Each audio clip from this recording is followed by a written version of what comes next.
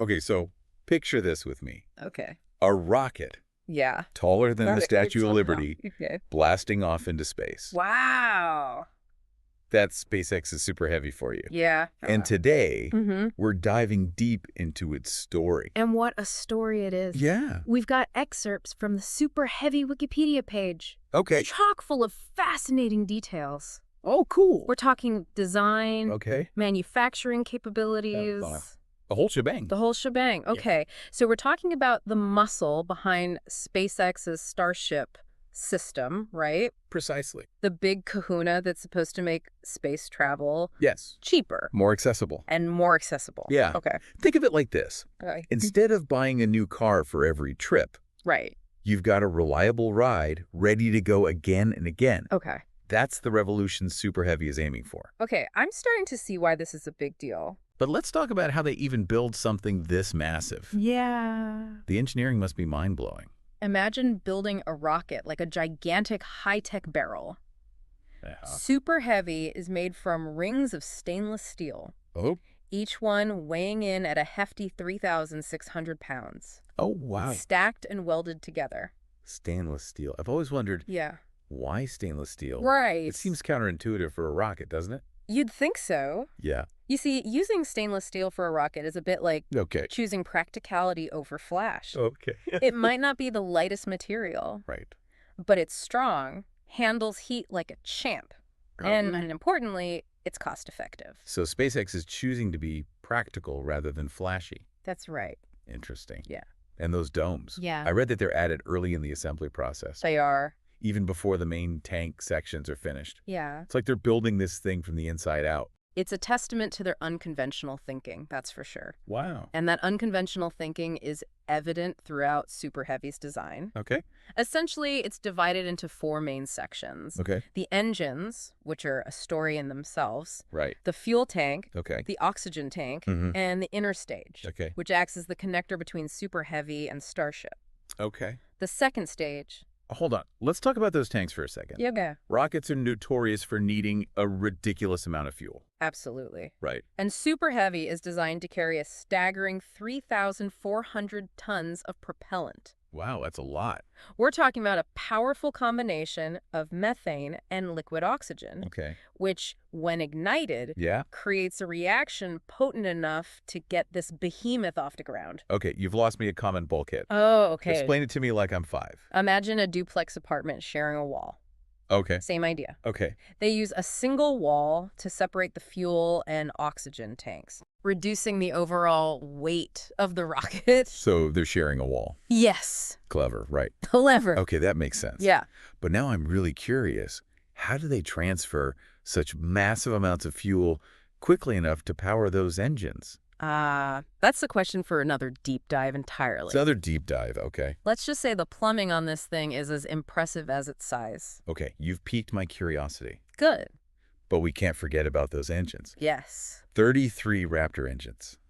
33 of them. That number alone is enough to make my head spin. That's a lot. Hold on to your hats, because we're talking about 16.7 million pounds of thrust. Wow. More than double that of the Saturn V. That's a lot. It's safe to say that super heavy is an understatement. For sure. Wow, with that kind of power, super heavy is an understatement. Definitely. But how do these Raptor engines even work? What makes them so special? Well, the secret sauce is something called a full flow staged combustion cycle. Okay. But don't worry too much about the technical jargon. What you need to know is that this technology makes the Raptor engines incredibly efficient, Okay. giving them more bang for their buck. So it's like squeezing every ounce of power out of every Yeah. drop of fuel. Exactly. Mhm. And all that power needs a way to be directed, Yeah. which is where the interstage comes in.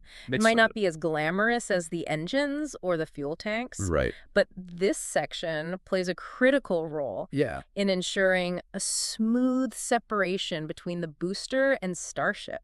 And it has those grid fins, right?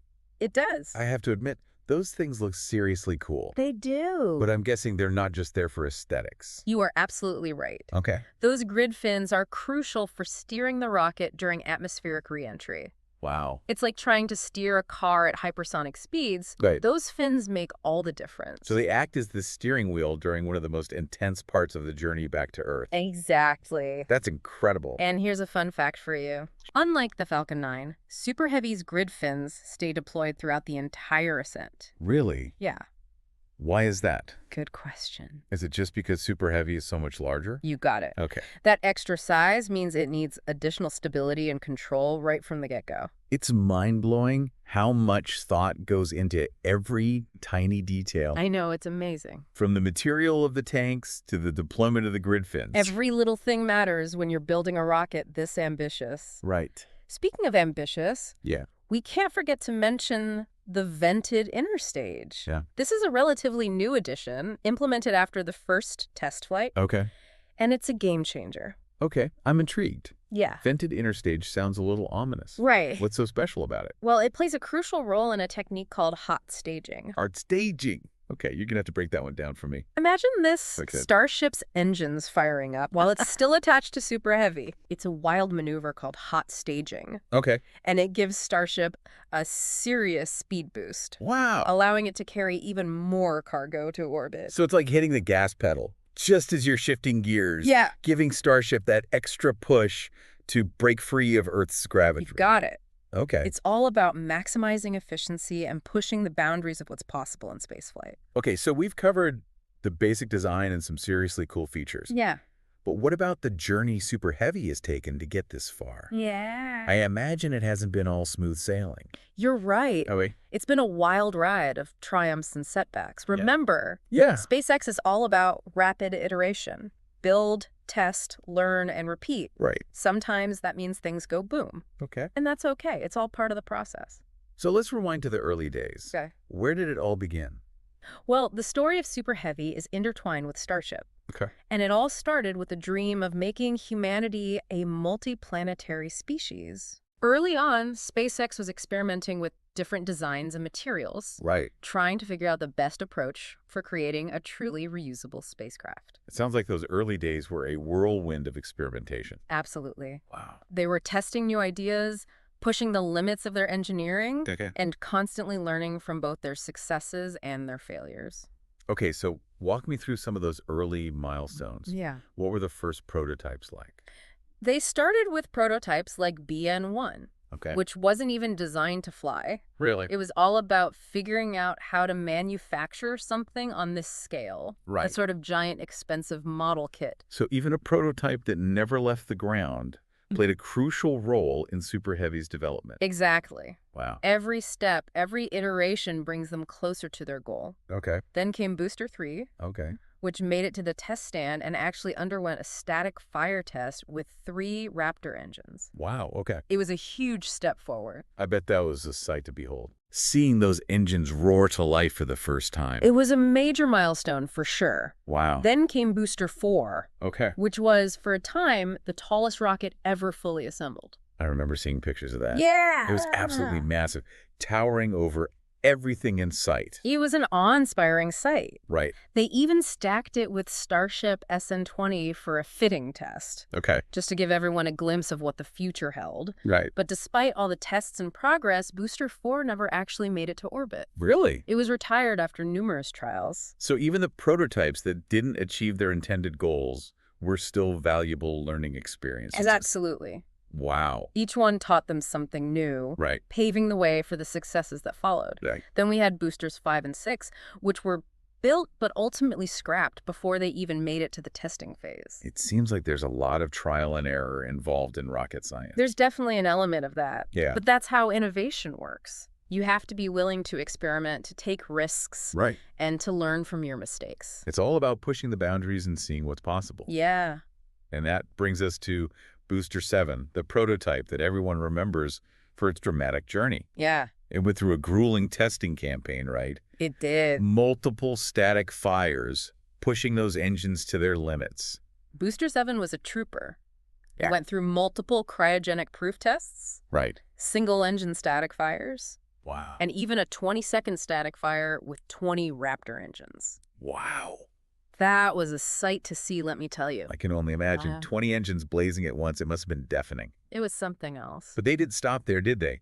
Didn't they try to fire up all 33 engines? They did, Okay. but it wasn't without its challenges. Yeah. There was a detonation during one of the tests. Okay. Detonation doesn't sound good. No. It's amazing how these setbacks never seem to deter SpaceX. Right. They just keep pushing forward. That's their spirit. They repaired Booster 7 and eventually achieved a successful 33-engine static fire test. That's what I call resilience. Yeah. They must have been pumped after that. It was a huge morale booster for sure. Yeah. And then came the big day, April 20th, 2023. Okay. Integrated Flight Test 1. Okay. The world was watching. Right. Eager to see what Booster 7 could do. Okay, set the scene for me. Okay. What was it like watching Booster 7 take flight for the first time? Imagine the ground shaking. Wow. The roar of those 33 engines reverberating through your chest. Right. As Booster 7 and Starship ascend skyward.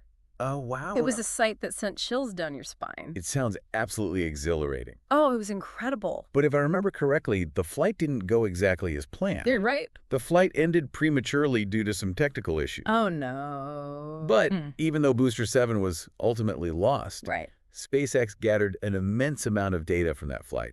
Data that proved crucial in refining the design and improving the safety of subsequent prototypes. So even in that setback, they found valuable lessons that would inform their future efforts. Absolutely. It's that constant learning and adapting that makes SpaceX so remarkable. Precisely. Wow. They never let a setback go to waste. Right. In fact, they even salvaged some parts from Booster 7, Really? including hydraulic power units and engine shielding, Wow. to upgrade Booster 8. Okay. Talk about resourcefulness. It's like they're playing a giant game of high-stakes Lego. Yeah. Did Booster 8 ever get its chance to fly? It was fully stacked and ready to go. Okay. Even made it to the launch site. Wow. But ultimately, it was decided that Booster 9, Okay. which incorporated a number of significant design improvements, Right. was ready to take the reins. Ah, Booster 9. Yes. The prototype that finally achieved a successful orbital launch and landing. Yes. That was a monumental moment for SpaceX. November 18, 2023 will go down in history. Booster 9, paired with Starship S-25, Okay. soared through the atmosphere, Oh. achieving what many thought was impossible. Right. And as if that wasn't impressive enough, Yeah. Booster 9 also marked the first successful use of hot staging. That's right. Yes. The technique we were talking about earlier, Yeah. where Starship's engines ignite while still attached to the booster, That's right. that's a game changer for payload capacity. It is. Wow. It opens up a world of possibilities for future missions, Right. allowing them to send heavier payloads further into space. It's mind-blowing to think how far they've come. It's really incredible. From those early prototypes, fraught with challenges, Yeah. to the sleek, powerful machine that is Booster 9. It's a testament to their ingenuity, their perseverance, Yeah. and our unwavering belief in their mission. Now, I know we're talking about a lot of different prototypes here, Yeah. but before we move on, I have to ask about Booster 10. Okay. It seems like we skipped over it in our timeline. You're right. We can't forget about Booster 10. Okay. It might not have achieved the flawless victory of Booster 9, Right. but its journey was just as crucial in the development of Super Heavy. Okay. I'm all ears. All right. What made Booster 10 so special? Well, for starters, Yeah. it was the first prototype to feature the vented inner stage. Yeah.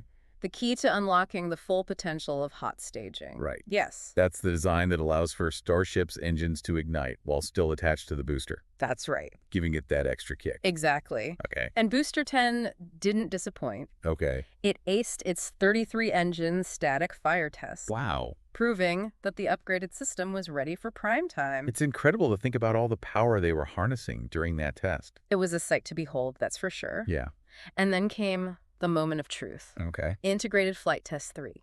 Okay. Where Booster 10 was paired with Starship S-28. Wasn't that the flight where they almost Yeah, stuck the landing? I remember seeing the video. It was so close. you're remembering correctly. Like, The flight itself went incredibly well, right. with Booster 10 performing flawlessly during the ascent burn. Okay. All 33 engines firing in perfect harmony.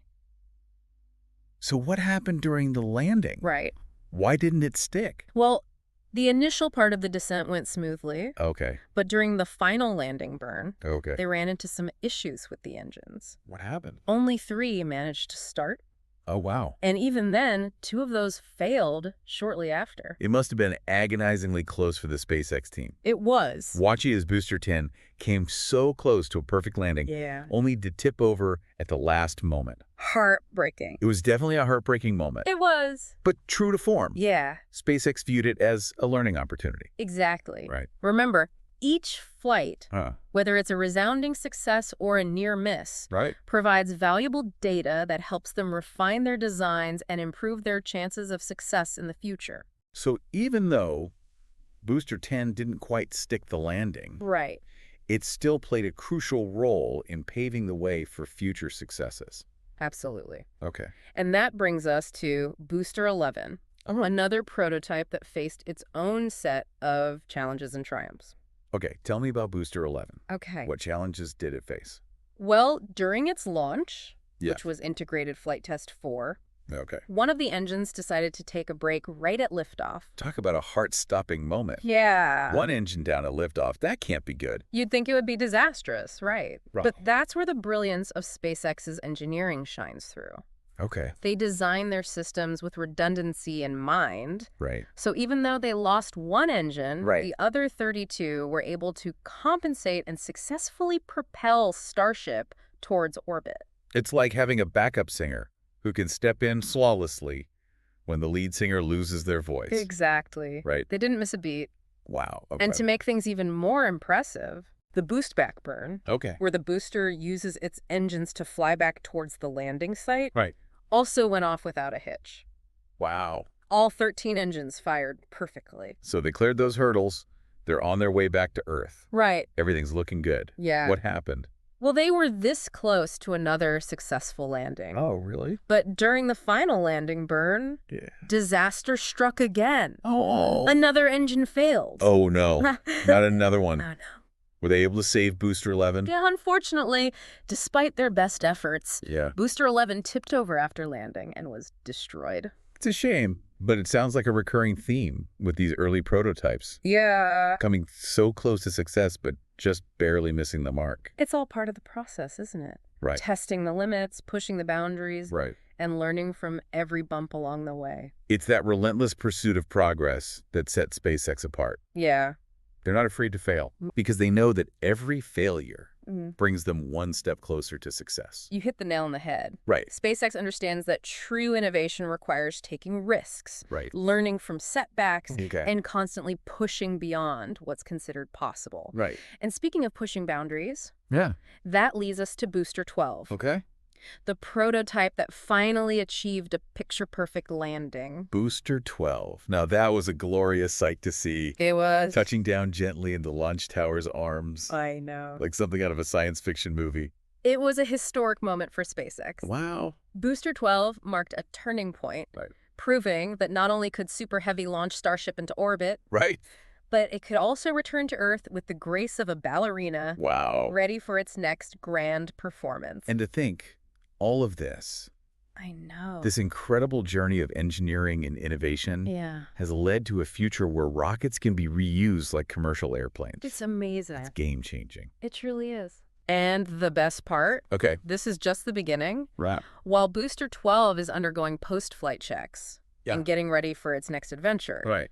there are already more Super Heavy prototypes in various stages of development. Wait, so while one booster is out there making history, Yeah. they've got others lined up and ready to go. Yeah. That's incredible. I know. Tell me more about these future prototypes.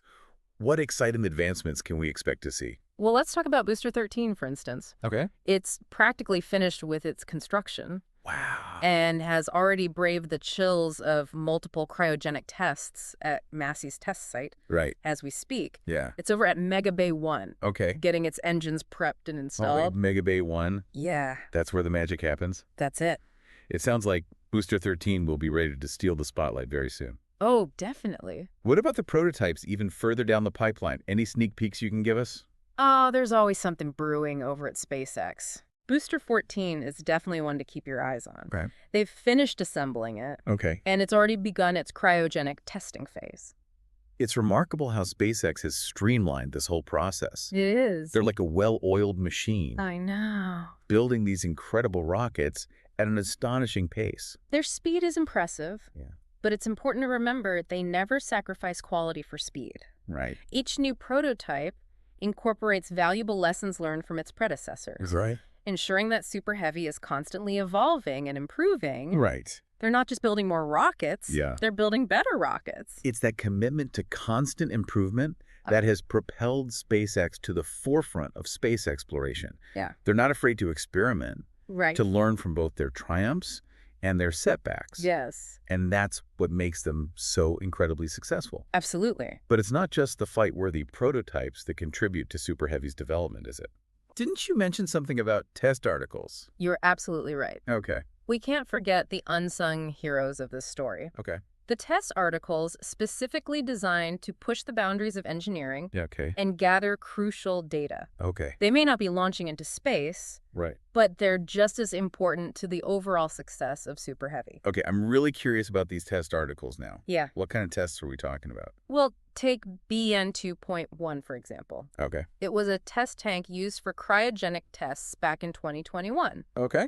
It played a crucial role in validating new materials and construction methods for Super Heavy's massive tanks. Right. Then there's B2.1, Okay. another test tank that went through a battery of cryogenic proof tests. Okay. These tests helped SpaceX understand how the tanks would behave under the extreme conditions of spaceflight, Right. ensuring they could withstand the intense pressures and temperatures. It's amazing how even something as simple as a tank on the ground can contribute so much to the success of a rocket that's designed to travel to Mars. It really is incredible, isn't it? Yeah. Every test, every data point brings them one step closer to their goals. Right. And then we have B6.1, Okay. which was initially slated to be a flight-worthy booster, Oh, wow. but was later repurposed as a test tank. Okay. It's a testament to their adaptability, Right. always finding ways to maximize the value of every prototype they build. It's like they have a waste not, want not philosophy when it comes to rocket science. Exactly. Like it.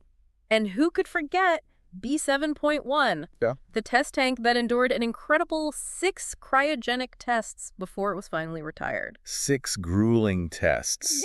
6! They really put that tank through the ringer. They pushed it to its limits and beyond. Wow. All in the name of gathering valuable data on the structural integrity and performance of Super Heavy's components. It's clear that no detail is too small. No test too insignificant when it comes to building a rocket of this magnitude. Exactly. And then we have the hot stage load head, Okay. or HSLH, Okay. a test article designed specifically to put the inner stage section through its paces. The interstage, that's the connector Why? between the booster and No. Starship, right? Why would they need a special test article just for that? Well, remember hot staging? Yeah. That maneuver puts a lot of stress on the inner stage, Right. so they needed to make sure it could handle those forces. Okay. They subjected the HSLH to simulated flight conditions at Massey's testing site, Right. pushing it to the brink to guarantee its reliability. Talk about attention to detail. Amazing. It's no wonder SpaceX has come so far in such a short amount of time. Right. Their dedication to thorough testing and constant improvement is truly impressive. It's a combination of innovative thinking, rigorous testing, and a healthy dose of ambition. Right. And let's not forget about the foundational test articles. Yeah. Like the early test tanks, TT1 and TT2. These tanks were crucial in developing and validating the new materials and construction methods that make Super Heavy possible. It's like looking back at the very building blocks of Super Heavy. Exactly. Those early experiments that laid the groundwork for the awe-inspiring achievements we're seeing today. They really did lay the foundation. Yeah. And then there are the more unique cases, Okay. like GSE 4.1, Okay. a ground support equipment test tank Right. that they intentionally pushed to destruction during a cryogenic proof test. Wait, they blew up a tank on purpose? Why would they do that? It seems counterintuitive, Yeah. but it's all about understanding the limits of their designs Yeah. by pushing GSE 4.1 to the point of failure. Yeah. They gathered invaluable data on its breaking points, Right. which they then used to refine their designs Right. and make future prototypes even stronger and safer. So it's like a controlled demolition Yeah. where they learn from the destruction to make everything else even more resilient. Well, they're not afraid to break a few eggs to make a space-worthy omelet. I like that. And let's not forget about the EDOM test tanks. Okay. These were designed to experiment with flatter dome designs for future Starship prototypes. So the innovation never stops at SpaceX. Never. While they're perfecting Super Heavy. Yeah. They're already looking ahead to the next generation of Starship designs. That's what makes them so fascinating to watch. Yeah. They're constantly iterating, pushing the boundaries, Right. and never content to rest on their laurels. It's incredibly inspiring. It is. And it's not just the technology that sets them apart, is it? Yeah. It's their whole ethos. Absolutely. Yeah. SpaceX has cultivated a culture of rapid iteration. Right. Where embracing failure as a learning opportunity is not just encouraged, it's Right. expected. Wow. They've fostered a work environment where challenging assumptions and pushing the limits of what's possible is the norm. Wow. It's no wonder they've achieved such incredible things in such a short amount of time. It's a company that embodies the spirit of exploration, Yes. of daring to dream big and then doing the hard work to make those dreams a reality. Well said. Yeah. And they show no signs of slowing down. Right. The story of Super Heavy is still being written. Wow. And I, for one, can't wait to see what the next chapter holds. Me neither. Yeah. And to our listeners, Yeah. if you're as captivated by the saga of Super Heavy as we are, keep your eyes on the skies. Yes. This is one story you won't want to miss. The future of space exploration is looking brighter than ever, Sure. thanks to the incredible innovations being made by SpaceX. It really is. And Super Heavy is a shining example of what human ingenuity can achieve when paired with a relentless pursuit of progress. Well said. Yes. On that note, we'll wrap up our deep dive into SpaceX's Super Heavy rocket. Okay. We hope you've enjoyed this incredible journey as much as we have. Yes. Until next time, keep looking up.